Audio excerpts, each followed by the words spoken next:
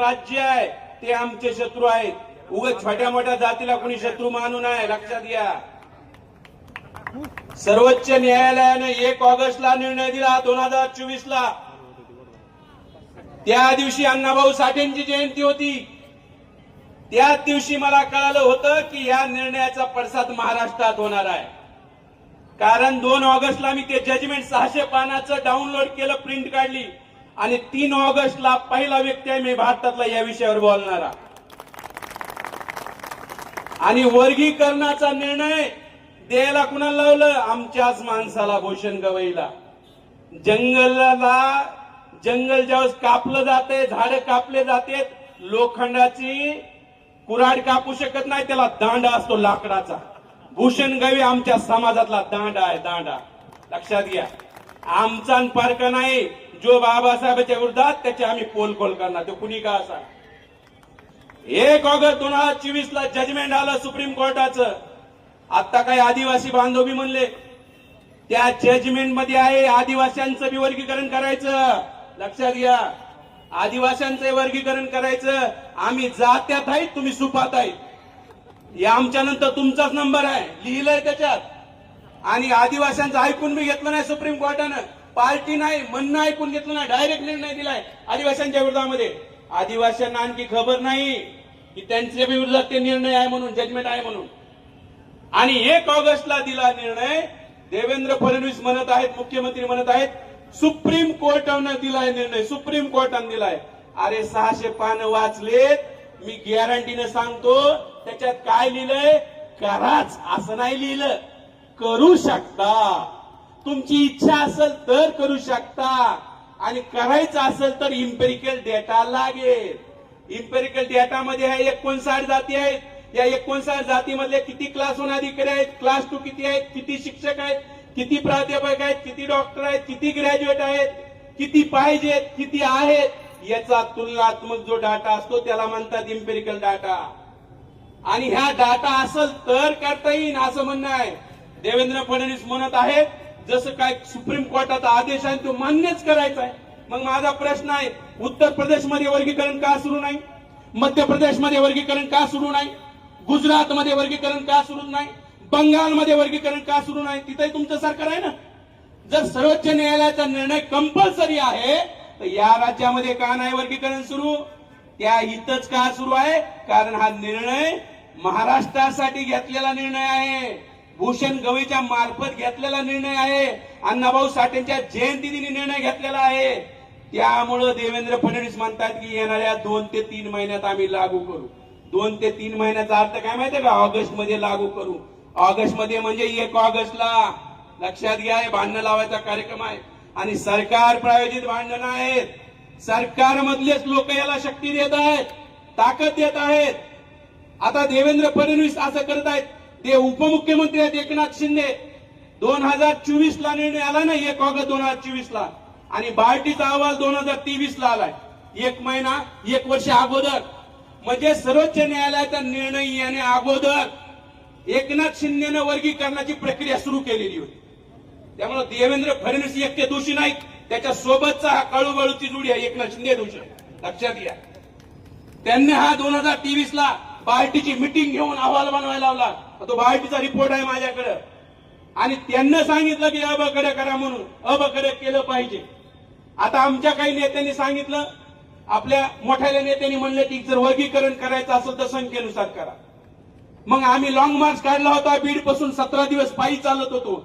आमच्या long march मध्ये भाषणात खाली कमेंट यायला लागल्या, तुमच्या नेत्याचं समर्थन आहे, तुमच्या नेत्याचं समर्थन आहे.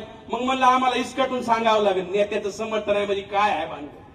जर वर्गीकरण संख्येनुसार केलं, 59 जाती आहेत. 59 जातीची जी संख्या जर मोजली, 2011ची जनगणनेचा रिपोर्ट आहे माझ्याकडे, संख्येनुसार दिलं तर महारांना भेटतंय 8.5%, मातंगांना भेटतंय 2%. संख्या आहे तेवढी 2%. चर्मकार आणि ढोर बांधवांना भेटतंय 1.5%. संख्या आहे 1.5%.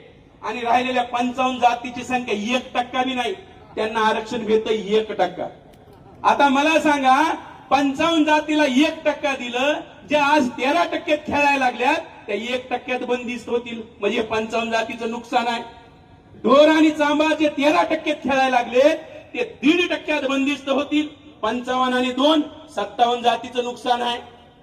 आणि मातंग बांधव म्हणत जरी किती जरी असला तरी माझी ही विनंती आहे बाबा, पंजाब मध्ये वर्गीकरण झाले 1975 ला, ते संख्येनुसार झाले. हरियाणामध्ये वर्गीकरण झालंय, संख्येनुसार झालंय.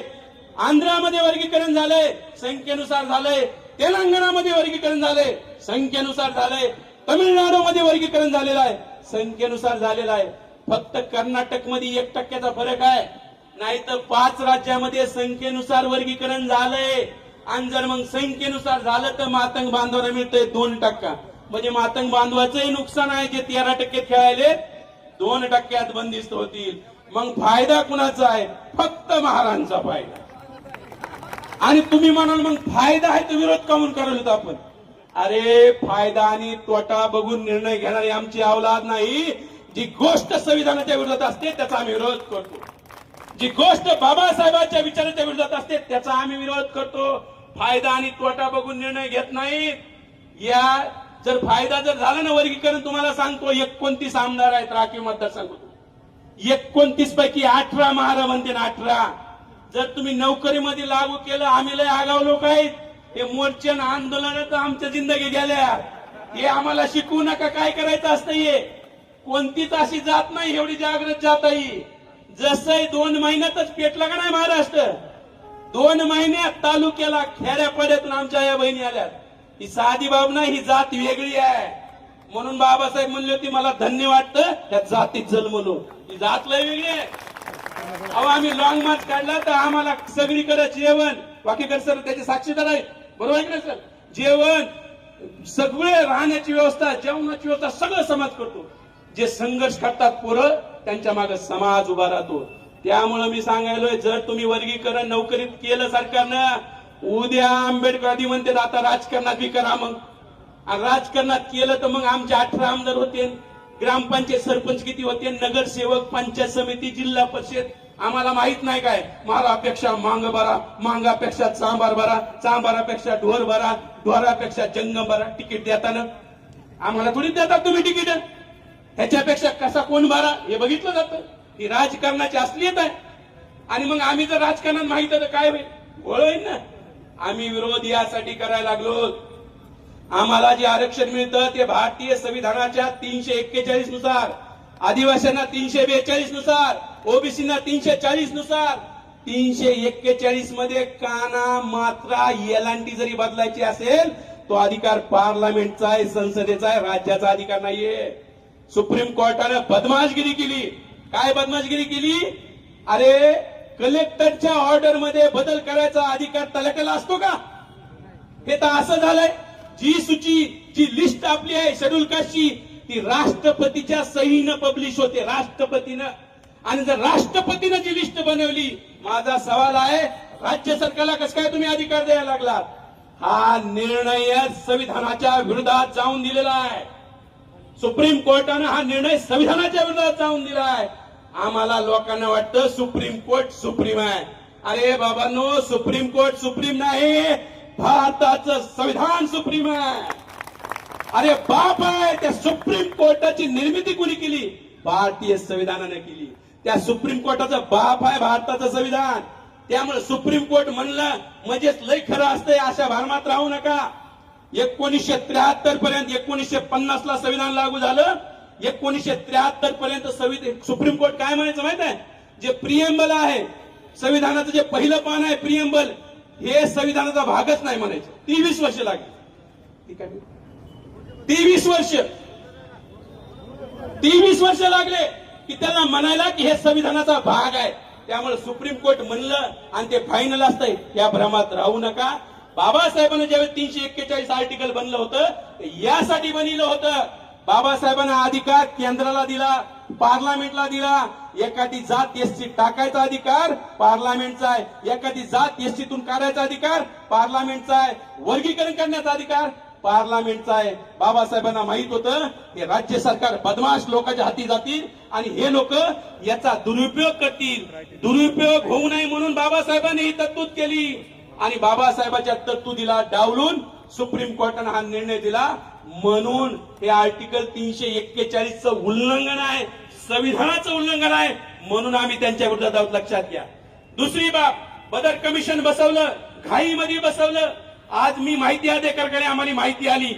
माहिती काय आली? हा आनंद बदरनं जे महाराष्ट्रभर फिरला 27 लाखाचे बिल काढलेत त्यांनी बार्टीकडून, 27 लाखाचे. माझा प्रश्न आहे, हा बदर महाराष्ट्रात फिरला, तुमच्या सिल्लोड मध्ये आलाय का बदर? तुम्ही हे आपल्या संभाजीनगर मध्ये आलता का कधी बदर? बदरचा फोटो बघितलाय का कुणी? बदरचा एखादा व्हिडिओ आहे का? अरे 27 लाख कशावर खर्चिले? अनिल कपूरचा जो मिस्टर इंडिया पिक्चर आहे त्याने बघितला असेल आणि ते घड्याळ घेऊन आला होता काय? गायब होऊन फिरला काय महाराष्ट्रात? त्या बदर सारखा थर्ड क्लास अहवाल बनलेला नसेल. आम्ही म्हणालो जाहीर करा, सरकार जाहीर करी नाही. माझं परत मातंग बांधवांना आव्हान आहे, लक्षात घ्या, तुम्हाला सरकार गुमराह करायले. जर सरकारला मातंग समाजाचं कल्याण करायचं असेल तर बदर समितीला चांगलं काम करायला लावलं असतं. 59 जातीचा डाटा गोळा करायला लावला असतं. देवेंद्र फडणवीसांनी तसं नाही सांगितलं. काही न करून थर्ड क्लास अहवाल दी.